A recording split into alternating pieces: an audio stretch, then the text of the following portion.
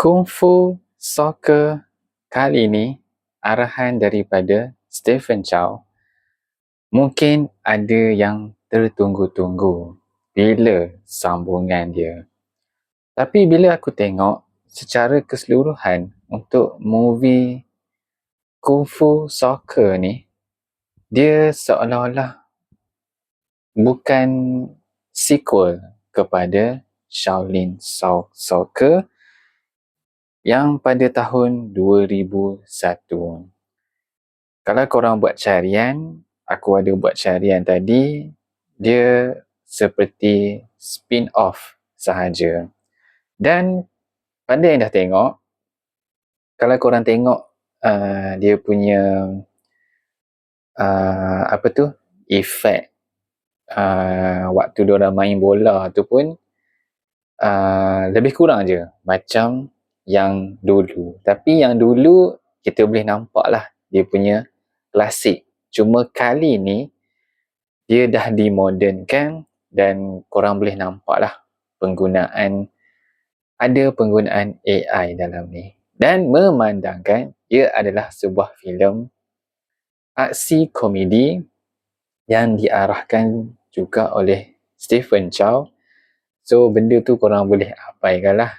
Korang cuma hanya enjoy dia punya action dan efek dia.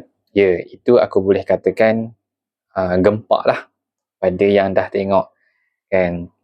Tapi cerita dia hanya sekadar sebuah tim bola sepak perempuan yang diorang ni nak menang kejohanan bola sepak tu. Jadi dia punya saingan kuat dia, kalau tak silap aku, nama dia yang last kali yang diorang lawan tu adalah Grand River. Aku ingatkan dia ada tim yang lain, cuma aku tak sure yang warna pink putih tu, aku rasa yang tu Jepun ataupun Korea. Tapi bila last kali Grand River tu, dia, kalau korang tengok bahasa dia, ya, itu adalah tim daripada Jepun. So last kali tu power lah. Mula-mula diorang lawan tu biasa. Dan lepas tu adalah diorang punya pesaing tu, ada yang setengah tu diorang punya kungfu tu boleh dikatakan agak power jugalah. Tapi still diorang boleh kalahkan. Jadi storyline dia bagi aku dia ringan saja. Korang tak payah fikir, tak ada plot twist, tak ada apa. Korang hanya layan santai-santai saja. Itu je aku boleh cakap. Cuma untuk kali ni dia punya efek, dia punya action tu, ya, aku boleh katakan menarik lah. Nak kata sampai tahap ada wow factor tu tak juga.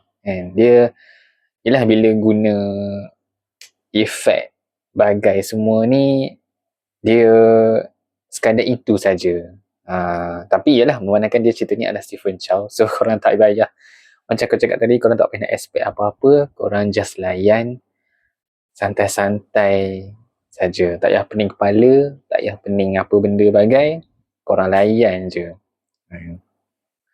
Dan macam aku cakap mula-mula tadi, aku rasa dan aku syak dia bukan sequel. Cuma dia seolah ambil daripada apa yang Shaolin Soccer punya konsep cerita, dibuat yang baru dan dimodernkan.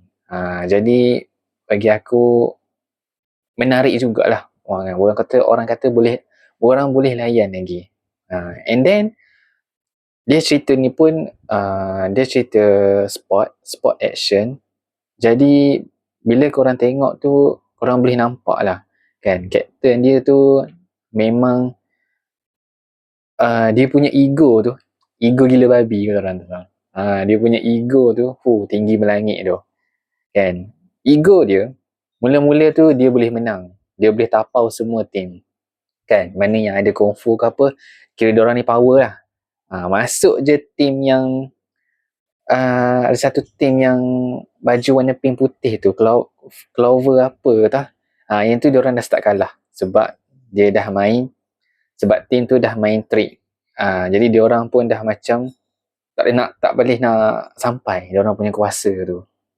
So ada waktu tu diorang dah start kalah. Jadi masa tu lah dia punya captain tu reflect balik. Sebab dia cakap orang kata dia tak pernah ada kalah, tak pernah ada perkataan kalah dalam hidup dia. Jadi benda tu membuatkan dia lagi ego.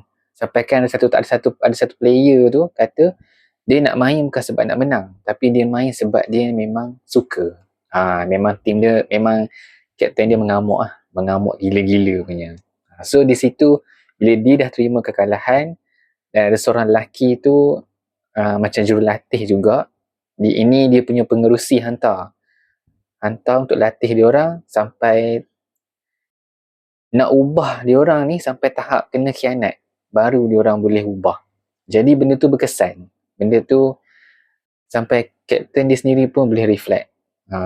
Ego memang tak ke mana. Yang penting strategi dan diorang main tu sebab diorang main sebab suka, bukan sebab nak menang. Barulah diorang boleh lawan tim yang last sekali, tim dari Jepun. Tapi kalau korang tengok tim Jepun tu pun boleh tahan power.